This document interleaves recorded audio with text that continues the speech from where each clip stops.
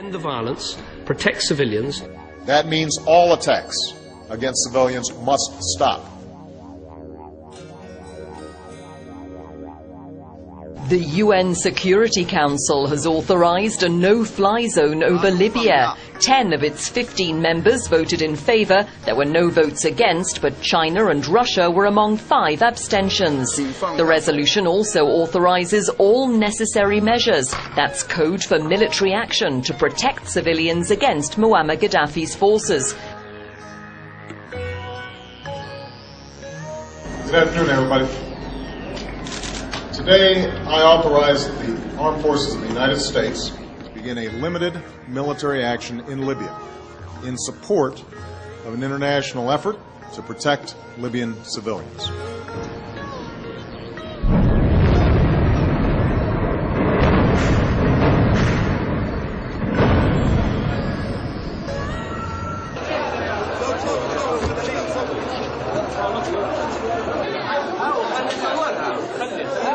A NATO airstrike on a residential neighborhood in the Libyan city of Tripoli. Libyan state television reporting at least 3 people have been killed. At least 7 civilians in Libya have reportedly been killed by a NATO airstrike, which hit a residential house overnight. 2 whole families perished under this attack. You cannot justify this attack with any means. This is not protection of civilians. 85 Libyan civilians, including 33 children, 20 men, 32 women, and we are still counting, were massacred last night in an intensive air raid by NATO on the town of Major. Senator, welcome to Benghazi. Thank you. It's nice to be here. A hero's welcome here in the rebel capital for Senator John McCain. McCain is attending a full day of meetings with rebel military and political leaders. Rebels here want more help, everything from humanitarian assistance to weapons. McCain, a former Navy pilot, says there are several things without putting boots on the ground the U.S. can do to force Gaddafi out, including recognizing the rebels as the official government of Libya and providing more U.S. air support. If Muammar Gaddafi wasn't already an international pariah, it is now official. Canada has joined other countries in not recognizing him as leader of the Libyan people. Instead, rebel forces are now seen as the true government. Until an interim authority is in place, the United States will recognize the TNC as the legitimate governing authority for Libya, and we will deal with it on that basis. Senator McCain called these Libyan fighters his heroes, and he said that he's here primarily to try to figure out who they are, and also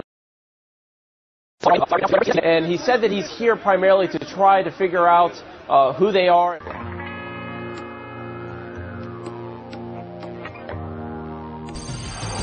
All right, this is disturbing. A new message from a senior member of Al-Qaeda to the Libyan rebels on the ground. Keep up the fight against Muammar Gaddafi. Do not retreat, says this Al-Qaeda leader to the rebels.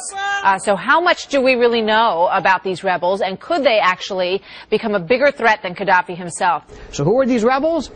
They're a patchwork of CIA and MI6-backed groups, including the LIFG, the Libyan Islamic Fighting Group, who was declared a foreign terrorist organization, or FTO, by the State Department since 2004. They're from the northeastern portion of Libya called Cyrenaica.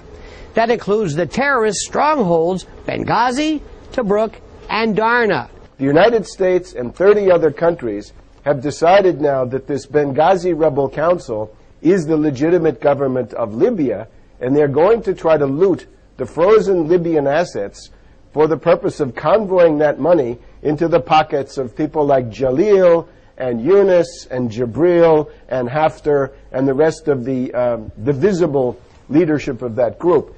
The problem that it raises is, of course, that it's very well known that in the military arm of the rebellion, we have a very strong representation of al-Qaeda terrorists, people who, according to the U.S.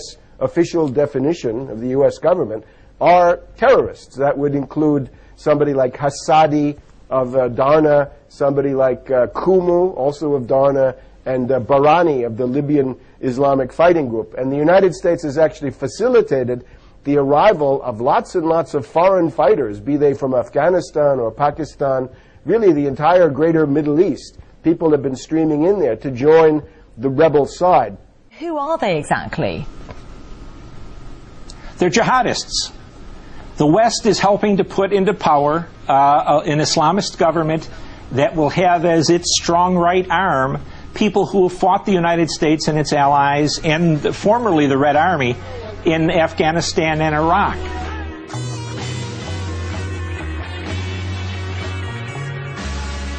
From the Afghanistan freedom fighters, there's a man here whose wife was killed in front of their 2 children. Another one who lost his brother in the tunnel in a village in which 105 people passed.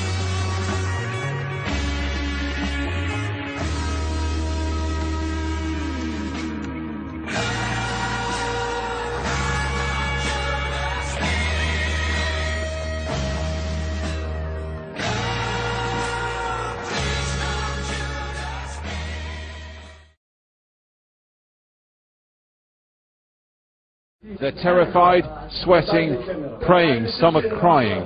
They're convinced they're going to be shot. They keep whispering to us, stay here with us, stay here, please. This is a bad time to be a black man in Libya. While lying in hospital beds being treated for injuries, dozens of men were shot dead in this hospital in what can only be described as an execution. Inside, it's filthy and littered with decomposing bodies, too gruesome to show. It's not known who killed the men, but many appear to have been sub-Saharan African. But these bodies appear to be black Africans, portion of Gaddafi's army, raising questions about whether the men were executed by the rebels. Cries for help have so far gone unheard as the situation of those caught here gets worse every day. So now we have the reports that all over Libya they're murdering black people. Now, Libya's always had black people in it. It's North Africa, but it's been predominantly Arab. Even going back to the slave trade, one of the big countries selling slaves there in Tripoli to the merchant ships that came in to the capital city of Tripoli going back thousands of years. And so there's always been a racist tinge, especially in the east of Libya, against black Libyans. And it was a lot of black Libyans that were part of the military of Gaddafi. And so blacks are being taken out of their houses with no proof, being lined up and shot, and they're in big giant piles all over Libya. And there's not a word out of the, quote, liberal pro-war media.